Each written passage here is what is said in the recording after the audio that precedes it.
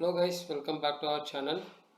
So in the last classes we have gone through the Azure AD concept, and one of the videos we have discussed how to create a user account and how to add that user account into the Azure security group.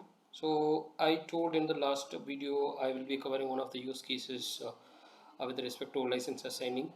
So there are I'm planning to cover. There are few things which is hidden or which is not transparently visible to everyone.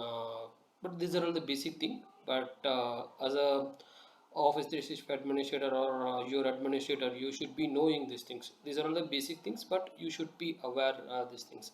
So you're not getting this kind of information in any of the Microsoft article or any of the videos. See, so let's talk about those hidden topics or hidden how to say that hidden details that every administrator should be knowing it. So let's first talk about the license part. So right now I'm in first portal. Let me switch it to this Azure portal. I'm going to this Azure portal. Okay, let me directly go to this Azure portal, portal.azure.com. So this is a portal. We have, so I have here the option Azure Active Directory. So I'll be directly log into the Azure Active Directory. So once I click the Azure Active Directory, I can see the users over there. So if you remember, in our last class we created one account, this test account. So in the test account, if I open the test account, you can see in the properties I haven't mentioned the location, right? If you look at the location of this location, I haven't provided any location, right? Let me highlight that earlier. See, usage location I haven't given. Okay, so now this is a use case I wanted to give it to you guys. Like, if you are not assigning the user usage location, you will not be assigning the license. You will not be able to figure it out. What is the reason you are unable to assign the license to the users? Let me go to this user and assign a license. Let's see what is the error we will be getting on it. So I have these two license. Let me select all these things. I'll select all the services. I'm saving it. See, I'm getting an error. License assignment failed for the member. So if I click, it will redirect me to this error. License cannot be assigned without a usage location specified. Okay, so this is a basic thing, but you should be aware.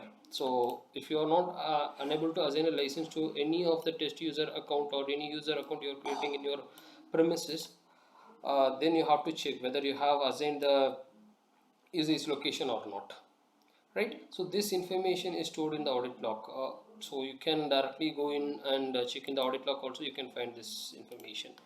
So now to fix this issue, what we have to do is we have to go ahead and assign a license, assign a usage location for this user account.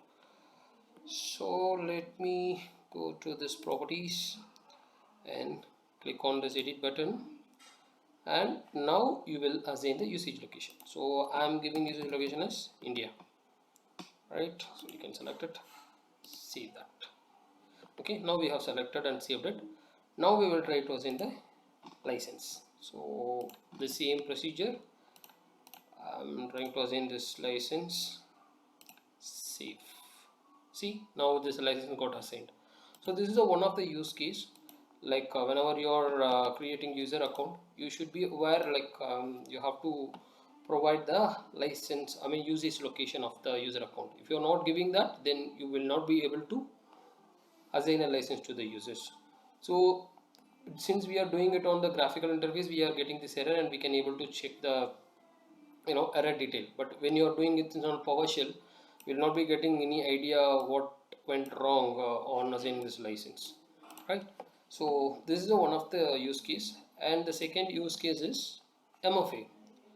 So let's say for this test one users, I have created this test1 users for my testing purpose, right? So if you go to this users, you'll be having an option called per user MFA. So Office 365 or Microsoft 365, all the license are providing MFA capability. So the MFA, you can able to activate all of your user account. There is no separate license needed for that. This is a free of cost. So this per user MFA license is free of cost. You can assign whatever the user you wanted. Okay, you can assign if you are having 1,000 users or 5,000 users, you can enable per user MFA. Okay, but there is no charge for it.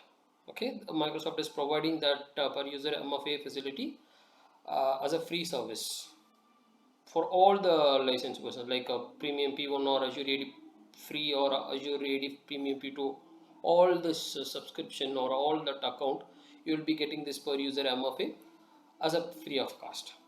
Okay, but there is one thing to you remember. If you wanted to use the MFA feature with conditional access policy, you're getting it. So if you wanted to use the MFA feature with the conditional access policy, you need P1 license. So what is the difference between user per user MFA and conditional access based MFA, that is Azure MFA means? See, this per user MFA, you're enabling the MFA all over the account, but the conditional access policy MFA, based on the conditions you are applying the MFA. Let's say if you are trying to access the portal.office.com or your Outlook email outside of the corporate network or outside of the corporate system or on your mobile device, so that time you can configure the conditional access policy and you have an option to ask user to perform the MFA.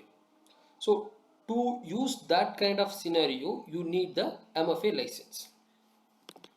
That is Azure. That license is. I will. I will tell you the license service name exactly. Azure Active Directory, Microsoft. Right. This service plan.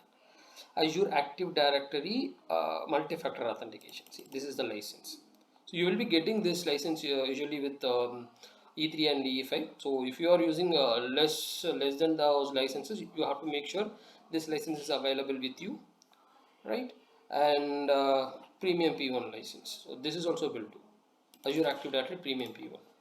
Okay, so this that is a basic difference. So if you wanted to use the per user MFA, it's free of cost, you can enable directly. But if you wanted to use the MFA based on the scenario or based on the conditions, and so it's not only for conditional access policy. If you wanted to use identity protection, like if user is signing in from suspicious location, let's say a user is usually logging from the Bangalore location, right? But the system is detecting that the particular user account is trying to log in from USA or New Zealand infrequent within 1 or 2 minutes period of time. So that will detect as anomaly by Azure AD. So if you have the uh, premium Azure AD Premium P2 license, you will have the capability that is called identity protection. By using the identity protection, you can assign some policy over that. When those kind of situation occurs, you can block the user account, or you can ask the user to reset their password, or you can ask the particular user account to perform the MFA. So that's the reason. So wherever you wanted to ask user to perform MFA based on the condition or based on the scenario, that kind of MFA, you need what is it called, the license what I told, Azure multi-factor authentication or Azure Active Directory Premium P1 license service, right? So this is a basic difference between this per user MFA and other MFA feature that we wanted to use. So most of the Azure administrator got confused with this thing. So you have to be very clear, because if organization wanted to enable the MFA, you have to clearly portray these things. So this is a difference. This is what we need. Like, okay. So in our upcoming videos, we will go into deep about this per user MFA and this conditional access based MFA or identity protection based MFA. So there are multiple ways you can enable MFA in the Office, Azure AD portal itself. So that we will discuss in our upcoming videos. So, coming to the next topic. So let's say we have this test user account one, right? So I'm going to create one more test user account. Okay, there is one more test account which is user one, right? So this user one account, let me check the license is assigned or not. So there is no license is assigned. That's fine. So I'm going to assign a role for this user one account. Let me assign a active assignment. So there is a difference between active assignment and eligible assignment. That's also we will discuss in our upcoming videos. So now I will assign user administrator permission. So the moment I am assigning the user administrator role to this particular account, this one, when the user one able to manage the user accounts, like they can able to reset the password of the user, they can delete the user, they can block the users, all the things they can able to do it. But the use case here, what I wanted to tell you guys is, or the hidden thing what I have to highlight this here is, if any user account is having administrator role, any administrator role, any Azure administrator role specifically, right? So you can't able to manage or control that account even if you have the user administrator role. So in this case I have assigned the user administrator role, right? So let this complete. It will take some. Okay, it's okay, it is goes as a eligible assignment. I wanted this user to be having the active assignment. Okay, I don't want to give the eligible assignment, so I'm giving the active assignment. So this user is having active assignment. Meanwhile I'll going and I will go to this test account. Okay, let me create a new account. So the new account, is user 2. Okay, so user 2, let's have a name like this, user 2. Okay, user 2, fine. So this is a user password, let it. So I have created that account. So the user 2 account is created. So if you remember, I have provided user administrator on this account. On this test 1 account, I am going to assign one of the administrator role. That administrator role is going to be, okay, this user is having this. I'm not going to have this. I don't need this privilege role administrator. So I will assign a basic administrator role. Okay. Okay. Assignment. I think this thing we have to delete it from the PIM administrator portal, privileged identity access management. Then fine. Okay. So this is also one of the Azure AD role which I assign to this user test user 1 account. So as per this user 1 account, what we have, he can able to reset the password for the user account, and he can able to change the authentication method. He can able to reset the password of the user account. He can able to add the user account to the particular group. So all the user account related activity the user one able to do, because the user one is having user administrator role. So now let's try that. So we have this user one account. Let me log in. So I want before I just explain these things verbally, I just wanted to show you the difference on the portal, so you guys able to grab the things easily. So what's the password I given? Let's try that out. Okay.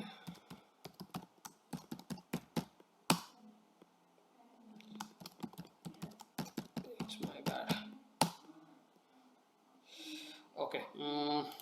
let me, so now I logged in with this account, right? This account is having a global administrator role. So since I have the global administrator role, I can able to reset any of the account, whether the user account is having the AD administrator role or not. So this is a use case, like so we have the use case here also. Let's discuss that about. So this user one is already having the Azure AD role, right? So if you try with the user administrator account, another user administrator role having account, and try to reset this user account, you're not able to reset the password. Since I'm holding the highest privilege, global administrator, I'm going to reset the password of this user.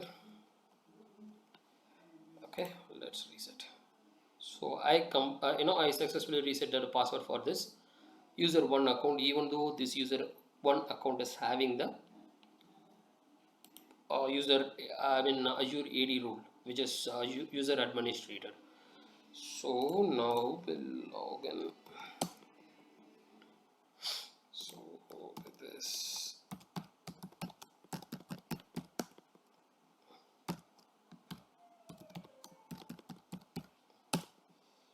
password does not match. My bad. Okay, so now we are resetting the password. Now, since I have the user administrator rights, let me directly log into the portal.office.com, portal.azure.com, and then we will go to this Azure AD and we will try to reset existing user account password. Okay, let me go here. So here you can able to see all the user account. Since you have the user administrator, you can able to manage all this account. Let's see. So this test one account, so the user one account which we logged in, right? So now I try to reset the test one account password. Okay, I'm going here. So let's try that out. You can see the error. The password cannot be reset. This may be due to incorrect level of administrator privilege, or if you are trying to reset your own password. So this, you cannot reset your own password. That is the one thing. And another thing is, as I told earlier, if any user account is holding any of the Azure AD role, by using the user administrator role, you can't able to reset the password. But by using the global administrator password, you can reset the password. So this is a use case I wanted to discuss. Like by using also in the article, you might have seen that user administrator role can be used to reset the password and manage the user account.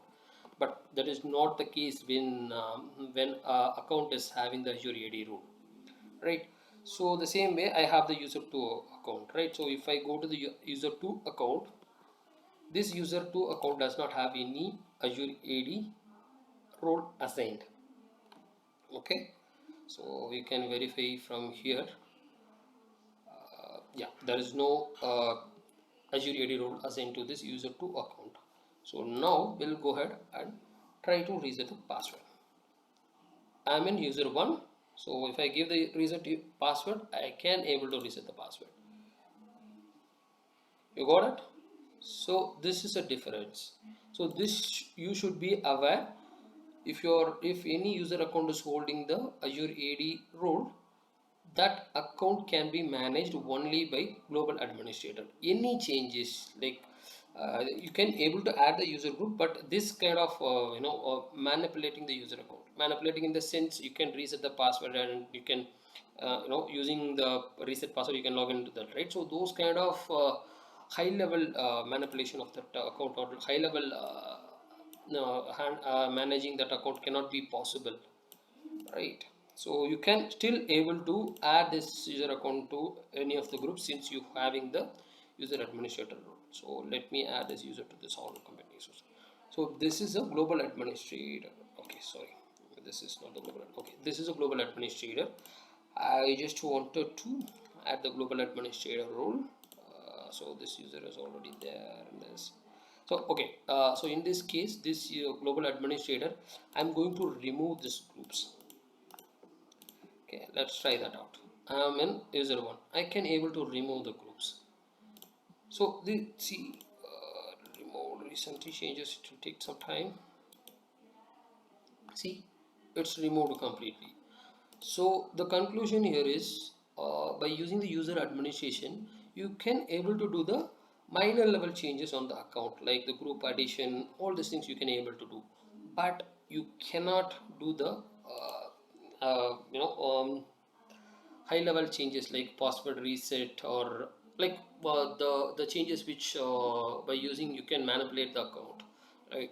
So like updating the, you can disable the user account, or that cannot be done. So let's say for this is a uh, uh, we have the user 1 with the user administrator role, and we have the global administrator, right? So I'll try to disable this account. Let's see what we'll be getting. See, insufficient permission to update the user properties. So by changing this kind of properties, you are trying to block the account, or you're trying to completely change the account, you're trying to completely take over the control of the account. So that cannot be done by using the user administration role if any Azure AD role is into the user account. Okay, so these are all the things I wanted to discuss about the hidden things of Azure AD. You should be aware. Okay, so yes, guys. So these are all the three things I wanted to discuss. There are some more hidden things you wanted to know as a administrator. So these are all the basic things, but you should be aware. So these hidden things, no one giving on the YouTube, or no one is writing on the article. So by working on the environment, you will come to know when you are facing the issues. Then only when you are deep diving and troubleshooting the issue, that time you will come to know that. So this is a one thing. So there are some more hidden things is there. So that is also I will try to cover in my upcoming videos. So that's it for today. So let's wind up this session. So if you're not subscribed our channel, please subscribe and share it to your friends whosoever would like to learn Office 365. Formerly it is called, and now it is Microsoft 365. Thanks for watching our videos. Have a good day. Bye.